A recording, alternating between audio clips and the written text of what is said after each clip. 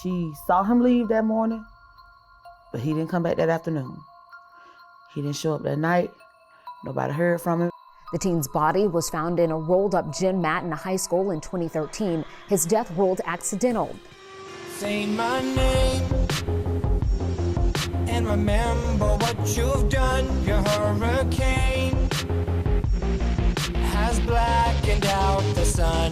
Play your game. You can't continue to kill unarmed black people and get away with it.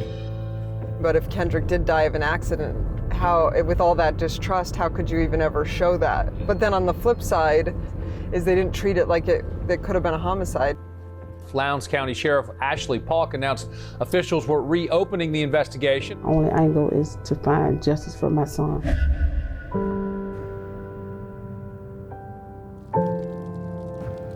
You can just tell death had come through our family, and it just settled.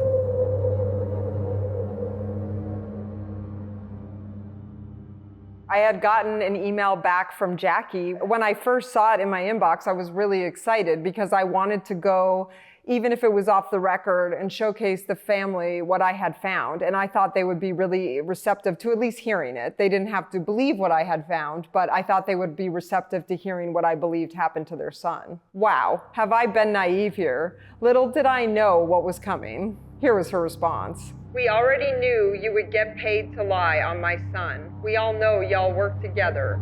You are most definitely with the rest of the liars, despicable human being. May God allow the same pain for your family.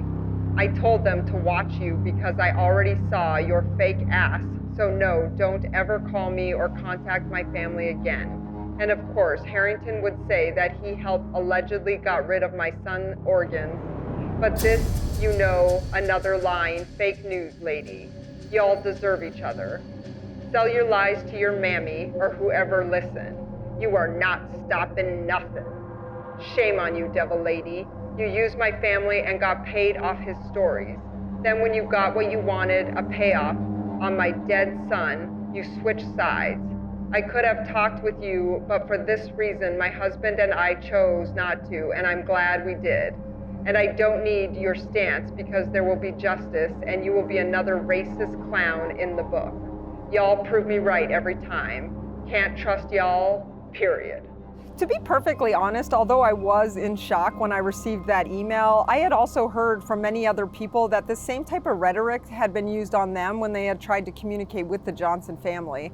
So although I was surprised, I think somewhere in the back of my head I was prepared that something like this might happen. So I had really always tried to quiet that voice in the back of my head and really try to be hopeful of a positive outcome here. But it was pretty obvious now that that was never going to happen. Although I had never really been treated poorly by the Johnsons, I had also never been embraced. And as time went on, it seemed to me that it was a lot less about what happened to KJ and a lot more about blaming the Bell family. I had really seen and heard some harsh things on some of the different events that were held in KJ's name. At the 9-year anniversary protest for KJ, I had even heard a group talking about trying to ruin a wedding that was happening within the Bell family. When I heard this, I didn't really know what to think about it. I didn't know if it was just bravado or I didn't know if people were actually seriously going to start taking action. It was not until later that I realized how disturbing all of this was. So what I'm gonna do here is I'm gonna defend this one time, and then I'm gonna get back to the fact of trying to figure out what happened to Kendrick Johnson. So you can call me a devil lady, a despicable human being, or a racist clown all you want. You have the right to your opinion. But I will not sit here and allow bigotry of any kind to slide past me without at least acknowledging it. The bottom line here is I don't care if you're black, white, purple, trans, gay, straight, tall, fat, thin, or identify as a Muppet. If you're a human being, I care about you. And I promise you, if you were being accused of murder and you had evidence a mile long showing that your alibi was ironclad, I would stand next to you and share that story with anyone who would listen. And I would do this no matter what you look like or who you preferred to love or who you preferred to be. White lynch mobs in the past would often go after minorities for a crime that happened, whether or not that person committed that crime or not. They would accuse, point fingers, incite heinous violence, and ruthlessly and unfairly take the life and torture their loved ones and families into silence and hiding. Because of this, we should all be willing to take a long, hard look at anyone who's unwilling to look at the evidence against the person they are accusing. It is okay to have concerns, and it's okay to talk about those concerns, but when you're talking about them, the goal better be that those concerns are based in reality and not just a fiction of your imagination. Pause for a moment and think about this if you haven't already. The Bell brothers have clear, undeniable alibis. The one boy is clearly marked as being present in class, and you also see him on surveillance tape walking into that class at the same time KJ is last seen on camera. The other Bell brother has an alibi a mile long, confirmed by witnesses and confirmation of the arrival and departure time of the bus going to the wrestling tournament, and many other verifiable evidence markers, which clearly shows he was off campus far before KJ was last seen on camera. So if the scripts were flipped and the Bell brothers were black and KJ was white, and we could see that the Bells were being falsely accused because of the color of their skin, some might call that racist.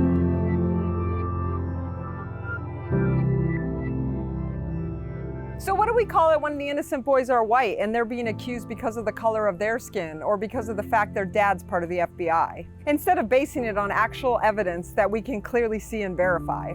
Believe me, I know there is fear, frustration, and anxiety about how minorities have been treated not only across the globe, but also here in our own backyards. I think, however, the worst thing we can do is flip this narrative out of frustration or wishing things were different. I stand for finding the truth about what happened to KJ, but I also stand in support of the Bell family and their innocence. I will finish the story of Dana Banks in this series just to prove a point, but then I'm going back to the main investigation. And what was your goal with the rally? The congressional resolution declares that it's Kendrick Johnson Day in the state of Georgia. And it's just a wonderful way to honor him because it's time. What's crazy about what Dana says here, which I totally believe was lost, is that not only was the rally about wanting to get justice for Kendrick Johnson, but it was also about this congressional resolution which would make a day of the year Kendrick Johnson Day in the state of Georgia, which is a really beautiful way to remember Kendrick Johnson. I was actually completely unaware that this was even part of the rally until I talked to Dana. I wanted to know so much more, so I started asking her questions about her communication with Jackie and how that went down. I mean, there was open communication. The sad part is she had us come to Washington, standing, sitting in a muddy areas, talking on a blowhorn. It was totally a mess. I originally wanted the front and center, the west front, a little bit closer to the steps, but due to the insurrection, that particular spot was still cordoned off and it wasn't allowed. So the next available was the spot by the reflecting pool, which is beautiful. So what if it was pouring down rain? Would you not be out in a muddy field? Doesn't matter where. It was at the nation's capital, and I know every bit of heart that was put into it. So Jolly was off on a few things. I was not really sure what Jackie meant about what Jolly was off, but I asked Dana so she could help clear that up for me. Apparently, Jolly Ginger is a TikTok personality, and he had a lot to say about Dana and the rally. What surprised me in all of this is Jolly had a lot to say, but he actually never asked what Dana thought or what her experience was with Jackie. I do think it's quite dangerous to call someone a scammer without at least asking or acknowledging them to see what their thoughts are on it, and really give them an opportunity to defend themselves if they need to. On top of this, he goes into this really damning story about Dana Banks and then in a quirky way asks people to donate to Jackie Johnson. My fear here is if Dana did not scam Jackie, then this lie from Jackie appears to be the catalyst to get in donations. It is fine to ask for donations, but to do this on the back of a lie to garnish sympathy so that more donations come in is really despicable. Of course it was a white woman. Everybody meet Dana Banks. Now let me tell you how Dana Banks took advantage of the pain of a black mother who lost her son and then scammed her. But Miss Johnson was not very happy. First of all, the rally was in a muddy field. She didn't like that. This is Miss Johnson's Cash App. Internet, do your thing. I'm a travel agent part-time with my own business and put together what I thought would be the best package for a round-trip bus coach, hotel accommodations, and a meal.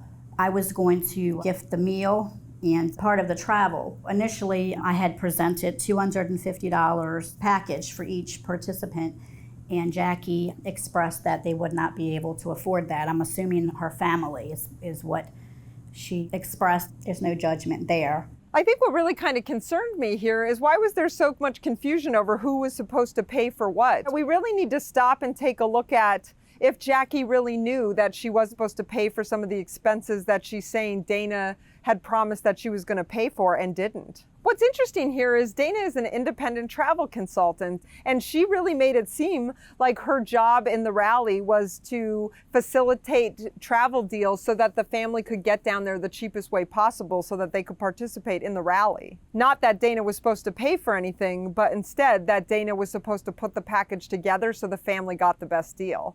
So I really wondered who was lying here. And this is where things get real ugly. After the rally, when Miss Johnson and all the other mothers got back to the hotel, they found out that the hotel rooms were reserved but not paid for. They tried to call Dana, who did not answer her phone. In fact, her phone was off and she was a ghost. So Miss Johnson had to come out of pocket almost $4,000 for hotel rooms for all these mothers that were already there with her. And then they couldn't get back to Georgia because the bus hadn't been paid for. So to get everybody back, Miss Johnson had to pay for the bus, $8,800. So $12,000 came out of Miss Johnson's pocket for a rally that Dana was supposed to put together. I want to be clear about something. You know, I was accused of embezzling money, taking donations, being a scammer, an imposter. I had one fundraiser, and that fundraiser was on FUNDRZR. I elected not to do it on GoFundMe because I was very aware that Jackie had several fundraisers, and several meaning 3 or 4. And so I didn't want folks to kind of be confused about. And so the particular fundraiser that I established was the Kendrick Johnson Travel Fundraiser. Now, Dana has various fundraisers just like this where she was raising money on the name of Kendrick Johnson for this rally. I really sat here and wondered where Jolly was getting all his information from. Even though he says Dana has various fundraiser, we were only able to uncover one fundraiser, and the fundraiser he shows on his video is also the one we were able to uncover.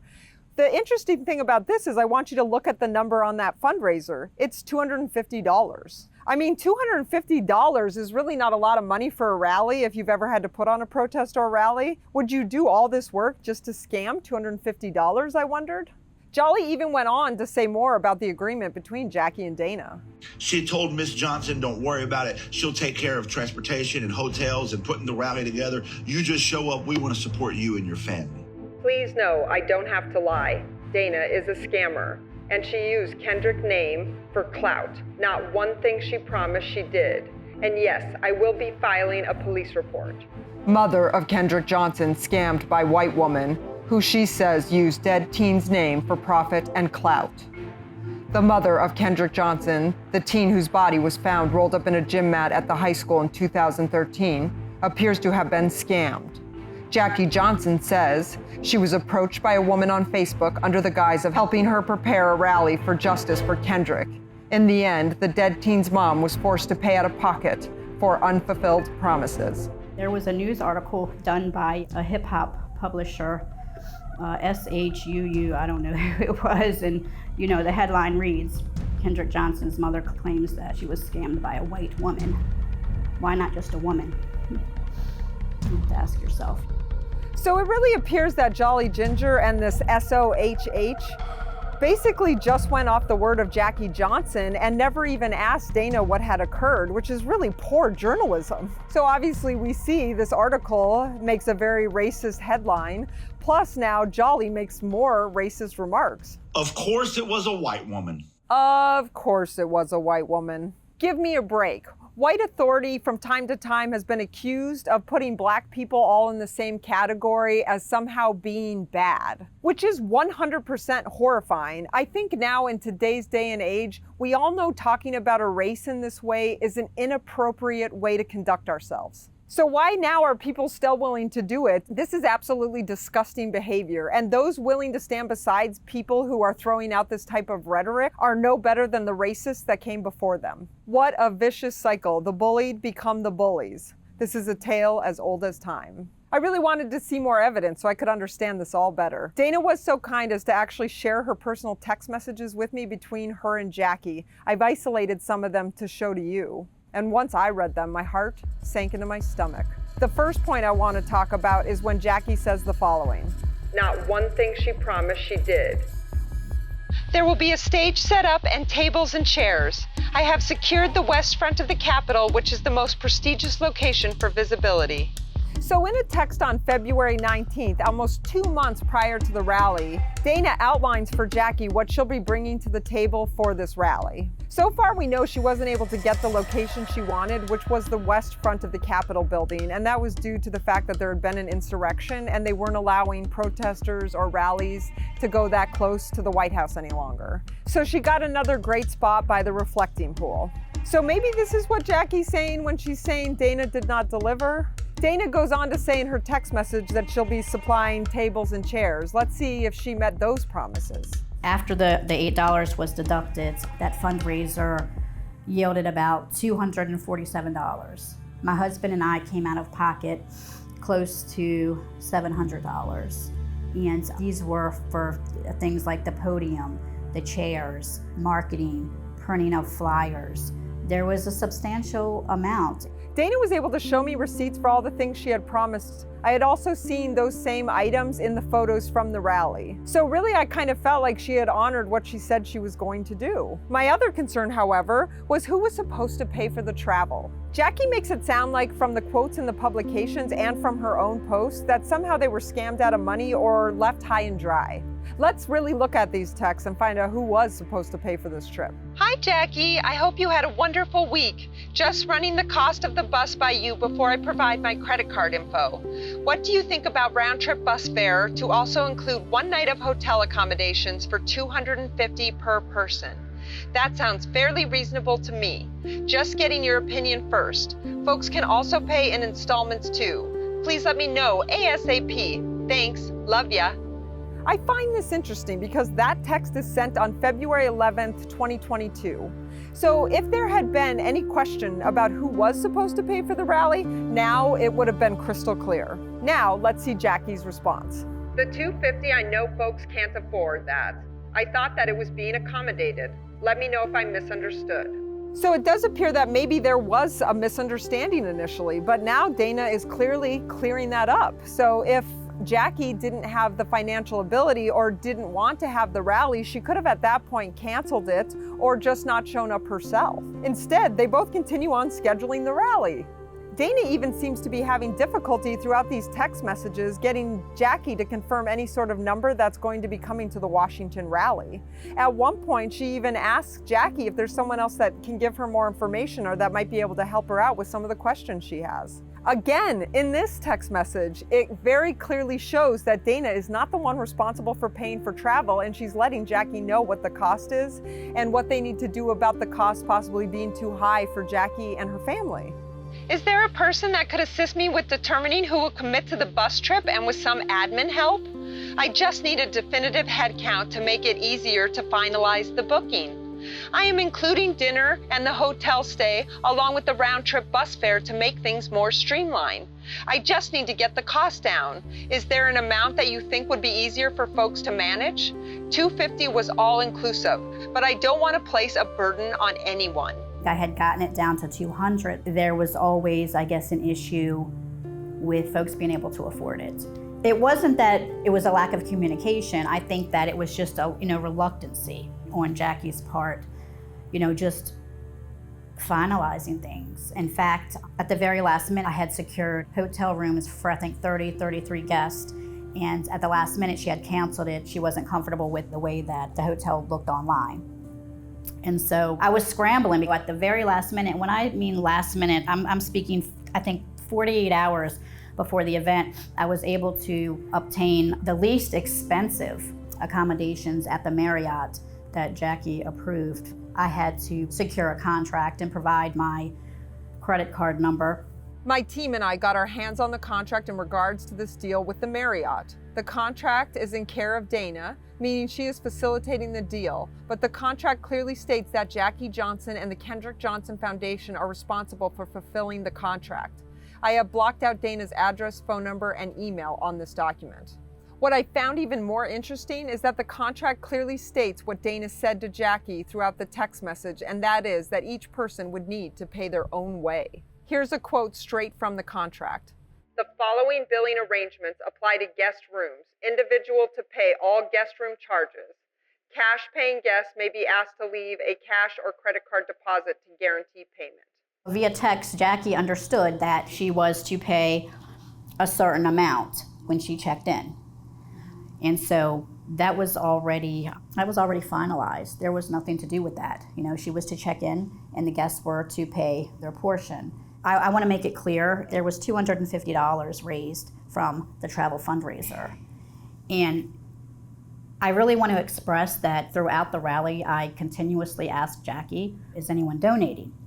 Have you received donations? And it was always a firm no. There's no reason for me to doubt her. She has not disproven herself to me, and so I just assumed, okay, no one is donating. So even though Dana clearly seemed to believe Jackie when Jackie said no donations had come in, Dana even asked her via text. I do notice quite a lot of talk, but there is little action. Again, I'm not being direct. I haven't received a single email from anyone from your town offer any support thus far, which I told my husband was very odd. All the folks that have pledged support is from other states. Of course I don't get support from not one official, no anyone in the community, but family and a few people. But now I know that is not true. So she gave you the impression that not even a single dollar came in for donations from mid-January when you guys started doing this to the actual rally. She's saying not a single person donated for the rally itself. Exactly. And then I also want to be clear that I had no access to her fundraisers. And so I want to be clear on that, okay? So Jackie's fundraisers were Jackie's. I did not have any access to those. She did not have any access to mine, which was the fundraiser. After the $8 was deducted, that fundraiser yielded about $247. And that was my only purpose of continuously asking her if there were donations, because in a rally, there's expenses that are incurred. It's not that I took donations. In fact, I'm in the red. I don't expect to get that money back because it was well worth it, but it's not fair to this massive smear campaign. How many people total did you think showed up at the rally? Probably 60 on the large side, maybe 50 on the conservative side. Did you feel that most of them had come up out of Valdosta, or had you had people local? There was a few folks local. The majority of people were, I believe, family, but then there were the mothers as well. A group of mothers, I want to say maybe 7 or 8 that had lost their own children to police violence. And so that was very, very touching. I noticed when Jackie arrived at the rally that I was not received well. I had printed out the program for the rally, and I believe she had asked me to bring up some posters or something, and again, you know, just me, myself, and I. Unfortunately, I had left the big poster at home, and she was not happy about that. There was not an exchange of words, but, you know, the feeling.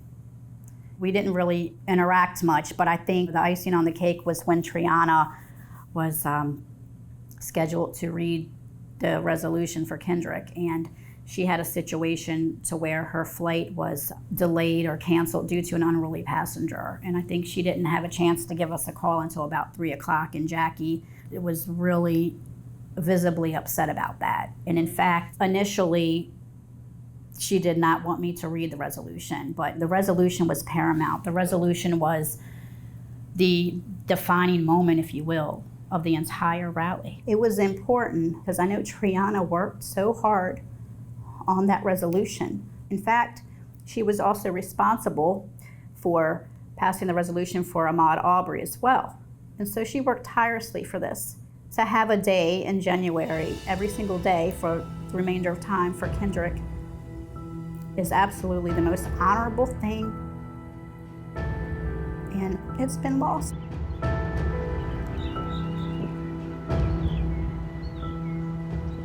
Do you feel like you delivered everything you had promised up front? Absolutely, and in fact, I wanted to continue with advocacy, but I think Triana had posted a photo, I guess with all 3 of us, meaning myself, Kenneth, and Jackie adamantly said, take that photo down. At that point, I strongly felt as though it would really kind of be detrimental to my health and also my safety to continue advocating in any way for Kendrick, because even Jonathan, the co-lead after the rally, said that it's very important that we continue on a positive note. But how do you continue on a positive note when you're being labeled, you know, a scammer and an imposter and, you know, having ulterior motives? So many of the statements that Dana was making here really rang true to me because I had had very similar experiences at any of the KJ events that I had attended throughout the year of our investigation. Obviously, I'm with the media, so I don't need to be embraced by the subjects I'm telling these stories about.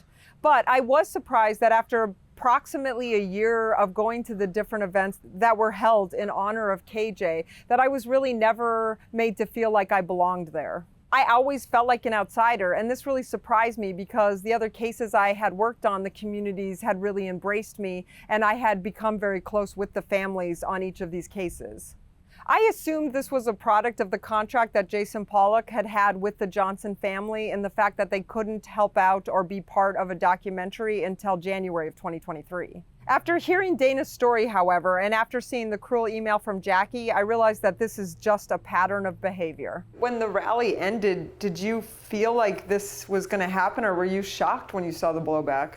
I was really not shocked. The animosity the whole entire time. I think I had gotten one photo with Jackie, but the whole entire rally I could just feel, I mean, you could just cut it with a knife as far as the overall feeling, toward me. I didn't understand why. But I think the defining moment for me was when my husband and I were cleaning up after the rally, picking up the chairs and the trash and what have you, and then Jackie just left. She didn't say goodbye. Kenneth didn't say goodbye, and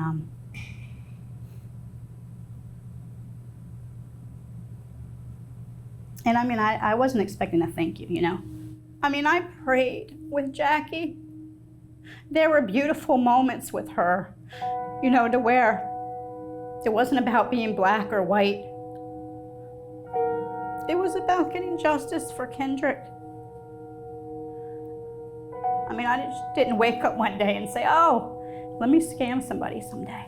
And I mean, it sounds like not only did you only ever collect $247, it sounded like that money was used towards the rally and you, out of pocket, came out even additional. Yeah, quite a bit additional. A lot of different things were put into this rally that have been lost. And I pretty much knew when Jackie didn't say goodbye that for whatever reason she wasn't happy, and I honestly turned my phone off until the next afternoon. That's no secret. And I think anyone in my situation would feel the same way. I mean, there was no unfinished business. There was really nothing for me to answer the phone about. Everything was arranged. I could provide all of the evidence, and it wouldn't matter because of the color of my skin. I mean, I'm hated because I'm a white woman. All this evidence and information was really rocking me to my core, but it wasn't until I saw this next text message that this whole ruse came crashing down on top of me. This message was between Dana and another independent travel consultant who Dana had brought in to help her work with the travel arrangements for Jackie. At first, this woman was totally willing to help Jackie, but after a short period of time, she let Dana know that she no longer wanted to help out with the travel arrangements. And Dana at first wasn't 100% sure what that was all about. I also want to mention that this woman works with Dana, and she also happens to be black. I'm only mentioning this because I think some of these facts are interesting to this case, even though they shouldn't matter at all. Here are the messages between the other travel consultant and Dana following the rally. Boy, did God show me a thing or two. Mission complete. So glad it's over.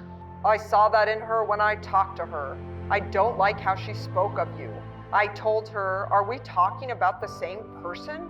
I know your beautiful heart, and it made me mad to hear her use racial slurs and other things towards you. See? Now right there confirms my suspicions. Your words are safe with me, but I'm definitely praying for her. She needs Jesus in a very profound way. Love you, sis. And I mean, for me to be used as a scapegoat, that's what it feels like. I am not speaking ill about Jackie because, I'm praying for her. And I say that with conviction because I can't imagine losing a child, but, I think this has turned into so much more than grief. I mean, it almost feels like greed now.